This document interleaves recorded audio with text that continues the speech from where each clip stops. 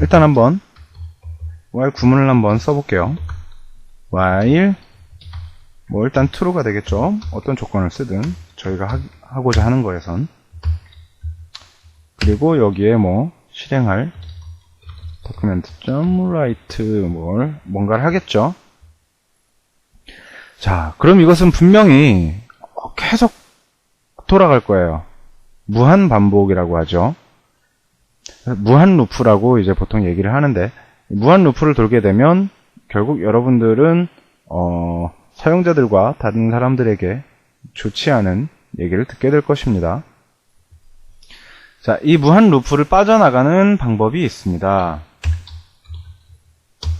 브레이크라고 하는데요.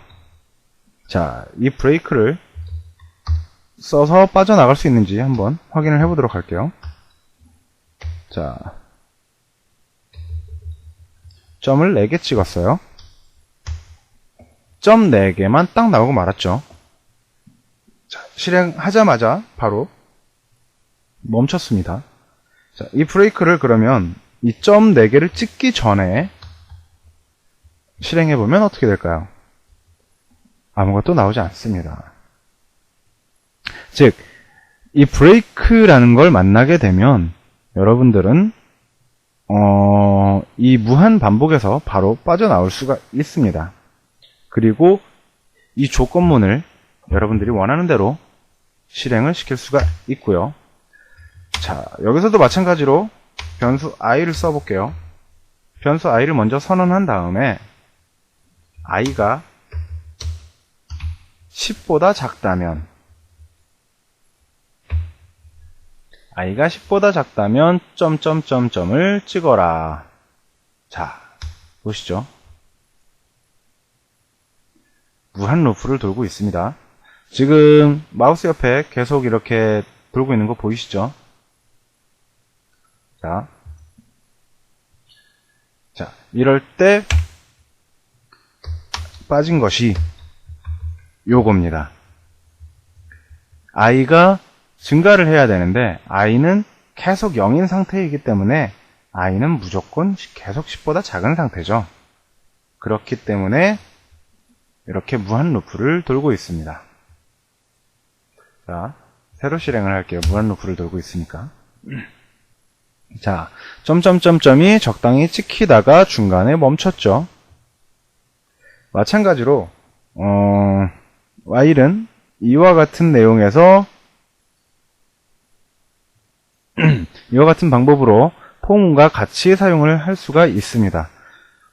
그런데 포문보다는 상당히 불편하죠. 선언부와 끝나고 해야 할 일, 이런 것들을 직접 다 이 문장 안에 혹은 밖에 선언을 해줘야 하기 때문입니다. 그리고 변수 i는 이 while문 밖에서 선언이 됐기 때문에 계속 접근을 할 수 있게 돼요.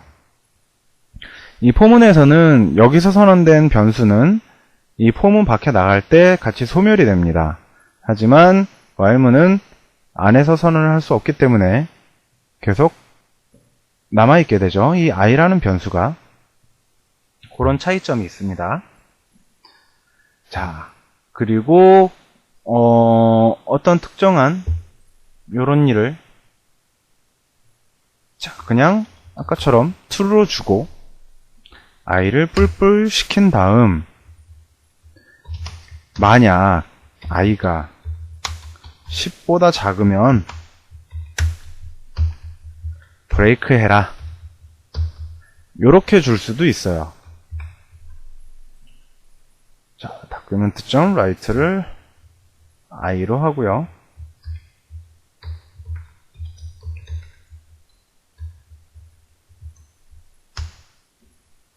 자, 0 하고 멈췄습니다. 자, 보시죠. document.write i는 0이죠. 지금 현재 상태 처음 시작하니까 i는 0인 상태에서 i를 한번 찍고 i를 뿔뿔 했습니다. i는 그럼 1이 됐겠죠. 1이 10보다 작으면 break. 맞죠? 1이 10보다 작으면 break입니다. 그렇기 때문에 한 번만 실행되고 0인 상태에서 정확히 말하면 i가 1로 변한 상태에서 0만 찍고 아직 1은 찍지 않고 자, 멈췄습니다. 뭐 쓰는 방법은 이렇게도 할 수가 있죠.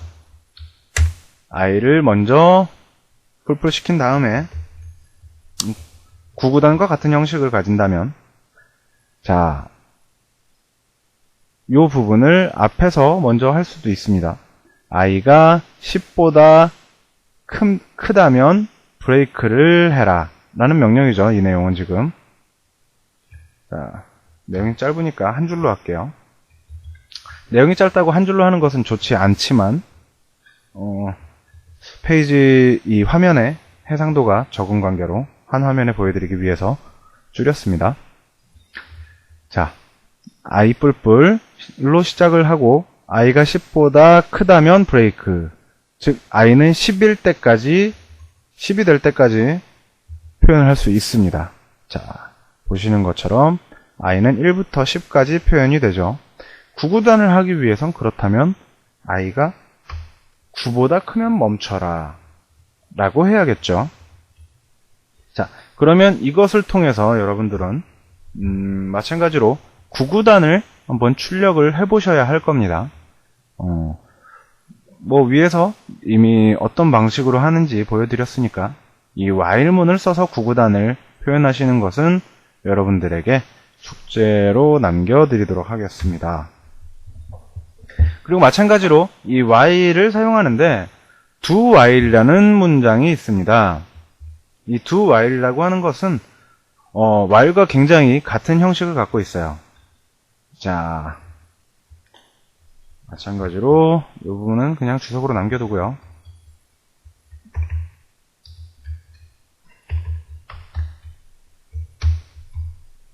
자, 반복문 do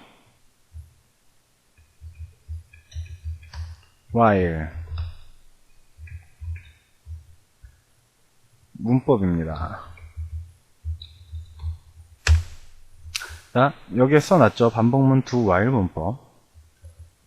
요게 그대로예요. 요 괄호는 항상 조건이 들어갑니다. 그리고 여기에는 항상 중괄호는 실행할 문장이 들어가죠. 매우 심플하죠. 다만 다른 것이 있다면 do가 앞에 붙었다는 거예요. while이 있던 자리에 do가 들어가고 이 실행 조건이 끝난 다음 while을 넣었죠.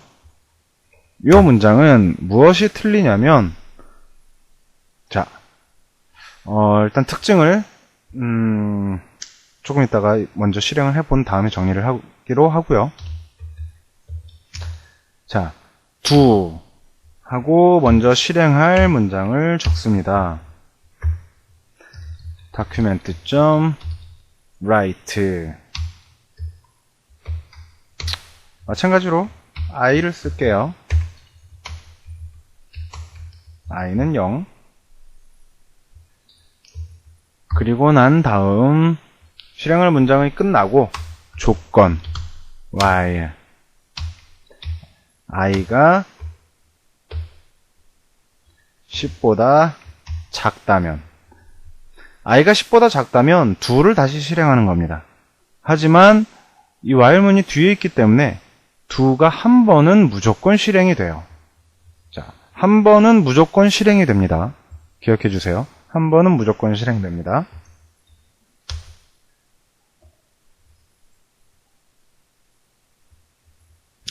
죄송합니다. 예, 또 무한 루프를 들고 있죠. 예, 마찬가지로 여기서도 i가 플러스 되는 게 빠졌어요.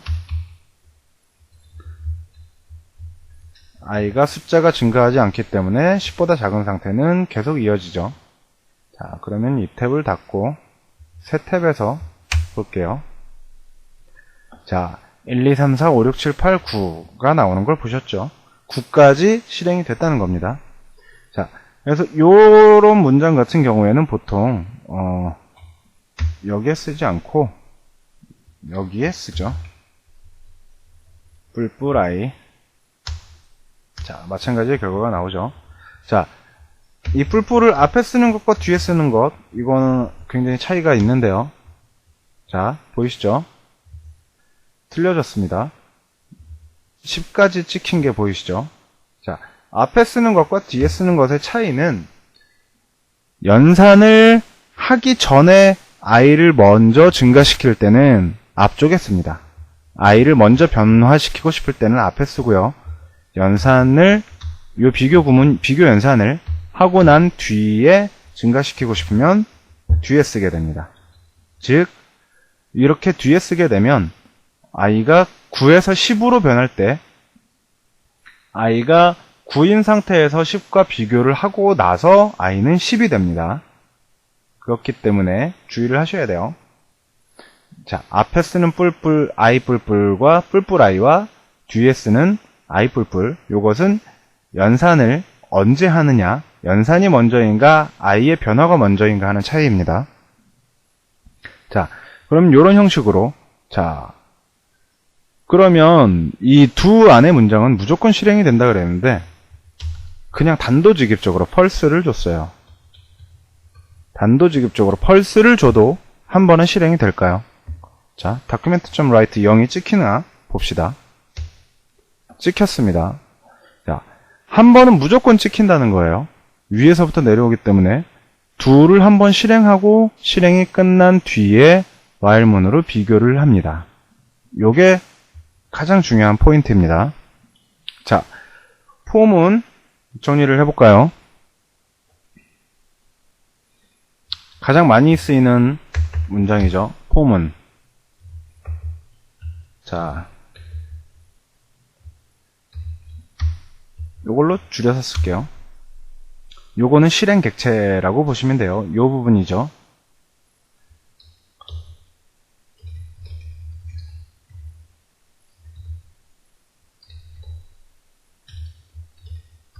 자, 순서입니다.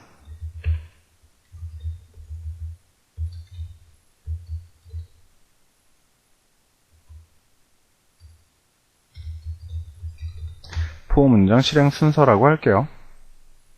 자, 1번 실행을 하기 전에 초기 설정을 합니다. 2번 조건을 검사합니다. 그리고 2-1번 조건이 참이면 실행합니다.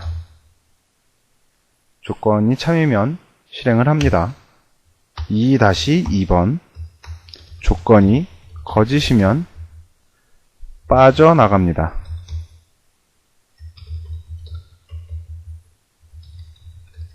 다음 명령을 실행합니다.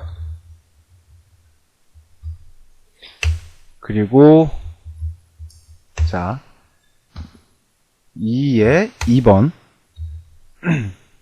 실행을 한번 하고 나서 자, 실행 후 명령을 합니다. 자, 여기에다가 이름을 붙여줘 볼까요? 좀 더 알기 쉽게 A라고 이름을 붙여줄게요.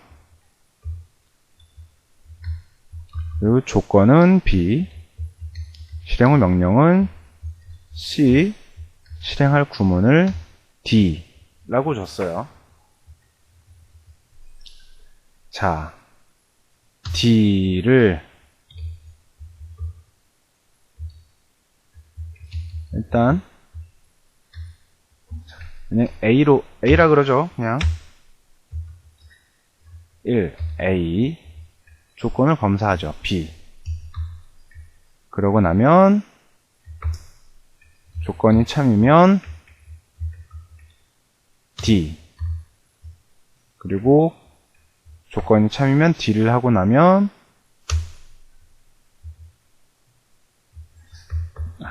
이렇게 해야 좀 더 보기가 좋겠네요. 조건이 참이면 D 그리고 조건이 거짓이면 그냥 종료라고 할게요.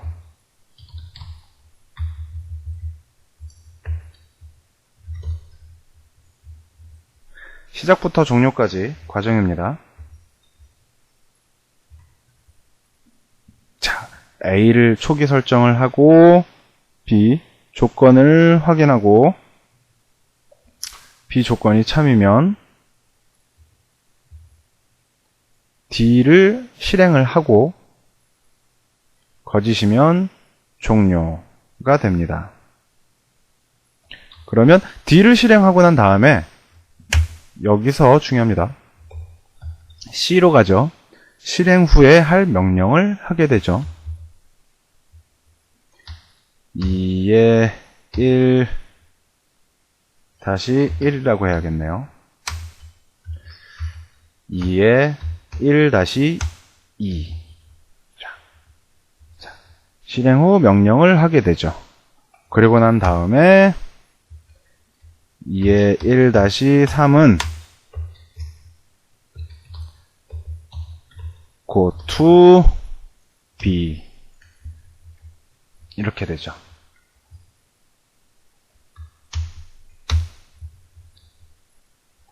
go to B, 여기 2라고 해야겠네요. 여기로 돌아가는 거죠.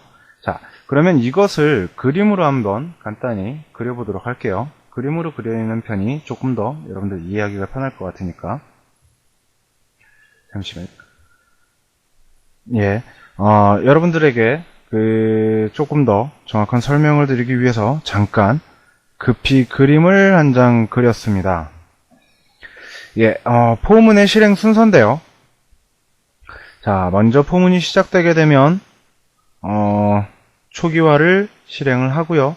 초기화를 하고 나면 조건 검사를 하게 됩니다. 조건 검사를 하고 난 다음엔 자, 이 조건 검사의 결과가 true일 경우에 명령을 실행하고요. false일 경우에는 바로 포문이 종료되게 됩니다. 자, 그러면 명령을 실행하게 되면 명령이 끝난 후에 후처리를 하게 되는데요. 이 후처리를 하고 나서 다시 조건 검사를 하게 됩니다. 그러면 마찬가지로 조건 검사가 끝난 뒤에 true나 false에 따라서 다시 반복을 하게 되는 것입니다. 이게 포문의 실행 순서라고 여러분들에게 말씀을 드릴 수가 있겠네요. 자, 그러면 다시 돌아가서 이 문장은 그냥 이 실행 순서 설명은 빼고요. 자, 그림으로 충분히 여러분들께서 이해를 하셨을 거라 생각을 합니다. 자, 즉 이 포문은 초기 설정과 실행 후 후처리라고 제가 했죠. 후처리가 들어있는 게 가장 큰 특징입니다. 자, 포문은 초기 설정과 후처리를 할 수 있는 것이 가장 큰 특징입니다. 자, 그리고 while 문법. while 문법은 정반대죠.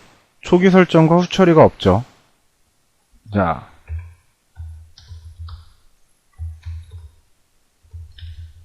초기 설정과 후처리가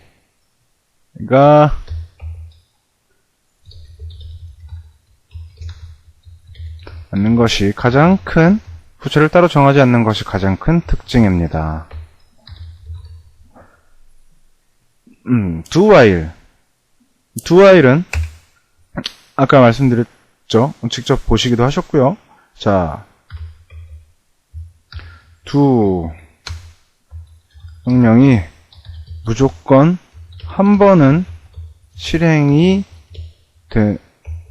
되고 나서 반복 여부를 결정하는 것이 특징입니다. 자, 여기까지 반복문에 대해서 여러분들은 확인을 하셨고요. 이 do while 문을 통해서도 여러분들이 이 구구단을 한번 만들어 보시게 되면 조금 더 많은 도움이 되실 거라고 생각이 듭니다. 아무래도 직접 써보는 게 여러분들에게 가장 큰 도움이 될 거라고 저는 말씀을 드릴 수가 있습니다. 자, 그러면 마지막으로 스위치 케이스. 자, 선택 문장이죠. 선택 문법. 스위치, 케이스. 자, 이 스위치 케이스 문법은, 조금 제가 이렇게 평소에 관장해 드리지는 않는 문법이긴 한데, 우선 사용하는 방법은 정확히 알고 계셔야 되기 때문에, 스위치하고 실행하는 이 안에, 케이스, 조건, 그리고 콜론으로, 여기 특이하게,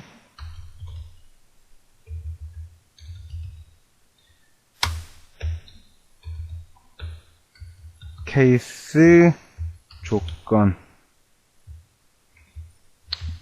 1, 조건 2라고 할게요.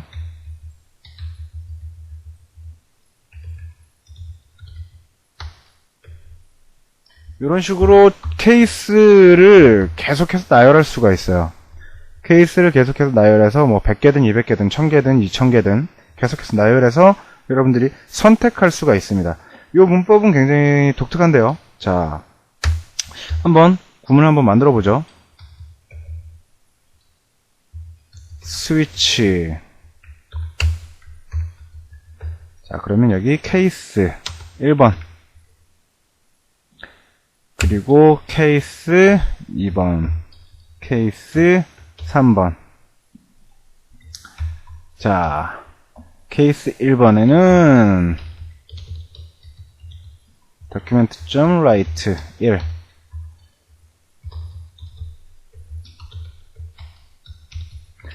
케이스 2번에는 2번 마찬가지로,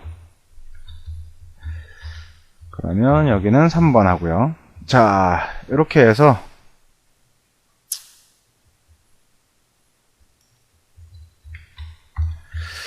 자, 여기에 조건이 들어갑니다.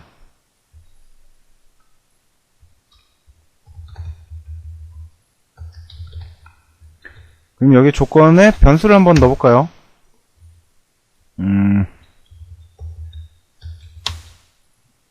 아까부터 i를 썼으니까 계속 i를 쓸게요.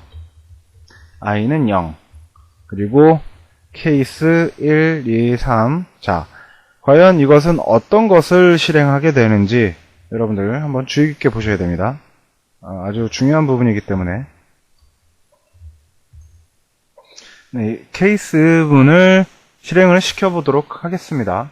자, 변수 i는 0, 케이스는 1, 2, 3이 있죠.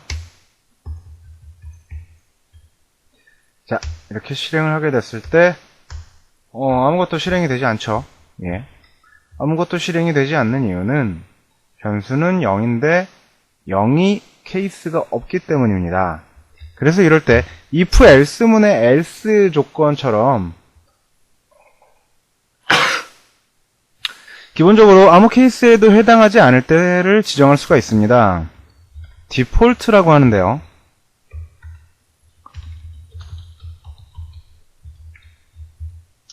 document.write 해서 디폴트 이렇게 써놓을게요. 네, 디폴트만 실행이 됐죠. 자, 그러면 이번엔 i를 1로 시작을 해볼게요. 1로 만들어 볼게요. 자, 잘 보시기 바랍니다. 1로 실행한 스위치 케이스문입니다. 네, 1, 2, 3 디폴트 전부 다 실행이 됐죠. 1부터 디폴트까지 모두 다 실행이 됐습니다. 자, 모두 다 실행이 됐습니다. 그리고 자, 2번으로 설정을 했습니다. 네, 2번으로 하니까 2, 3 디폴트 이렇게 실행이 됐죠. 이처럼 스위치 케이스문은 해당하는 케이스부터 아래로 모두 다 실행을 하게 됩니다. 그래서 뭐 강제로 브레이크문을 통해서 아까 얘기했던 브레이크문을 통해서 강제로 개개로 종료하도록 이렇게 설정을 할 수도 있는데요. 이렇게 하면 2만 실행이 되죠. 하지만 이렇게 브레이크문을 통해서 이렇게 개개를 나눌 경우에는 어떤 객체에 아니면 배열처럼 배열에 명령을 집어넣어 놓고 해당 배열을 호출하는 게 훨씬 더 이득이기 때문에 이렇게 각각의 브레이크를 걸 경우에는 스위치 케이스문을 사용하지 않는 게 훨씬 더 좋습니다. 그렇기 때문에 스위치 케이스문은 이런 형태로 사용을 하시는 게 좋아요. 물론 중간에 몇 개씩 끊어서 사용을 할 수는 있겠죠. 1번부터 3번까지 하고 3번에 브레이크, 그리고 마찬가지로 자 4번, 5번, 6번 하고 4, 5, 6 이러고서 브레이크, 이런 식으로 단위로 끊을 수는 있어요. 하지만 개개별로 끊을 거라면 스위치 케이스문은 사용하지 않는 것이 정답입니다. 자, 이렇게 스위치 케이스문은 몇 가지 명령을 정해놓고 어디에 해당할 때는 4에 해당하면 그 아래 5, 6까지 모두 실행이 된다는 걸 명심하셔서 사용을 하셔야 됩니다. 이런 경우가 뭐 많지는 않지만 뭐 예를 들면 이런 거겠죠. 밥을 먹는데 1등이 있어요. 어떤 대회를 해서 밥 내기를 했어요. 그래서 1등이 있고 2등이 있고 3등이 있어요. 여기 1, 2, 3이 있죠. 자, 3등은 자, 주석으로 3등은 밥만 먹습니다. 밥을 먹습니다. 2등은 반찬을 먹습니다. 1등은 국을 먹습니다. 자, 요런 예가 되겠죠. 3등 하면 밥밖에 못 먹어요. 하지만 2등은 밥과 반찬을 같이 먹습니다. 그리고 1등은 밥과 반찬과 국을 모두 먹습니다. 요런 경우에, 요런 뭐 예가 적절한지 모르겠지만 요렇게 사용할 때 스위치 케이스를 사용하시는 것이 좋습니다. 자, 그러면 스위치 케이스문 사용하는 방법 여기까지 하고요.